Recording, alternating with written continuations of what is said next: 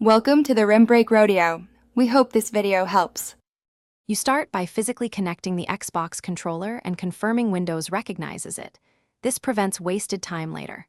Once done, update drivers and turn on Steam input for Euro Truck Simulator 2 so the game reads standardized inputs.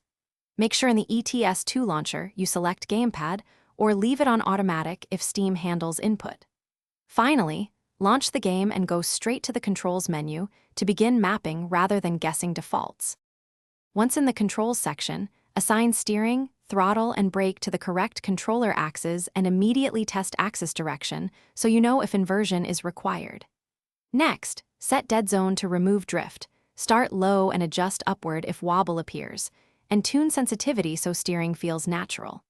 Map essential buttons like cruise, indicators, horn, and gear shifts, then save a temporary profile. Make incremental changes, and validate them with a short drive on a quiet road to confirm behavior before more tuning. You finalize settings by taking longer test drives and observing steering feel, braking response, and any input lag. Make small tweaks to sensitivity and dead zone after each run. Save named profiles for different truck setups and export them to avoid losing work.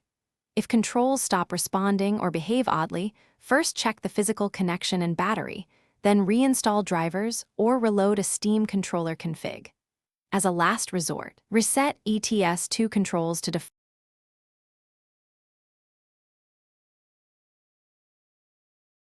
Thanks for watching. Consider subscribing if we helped you.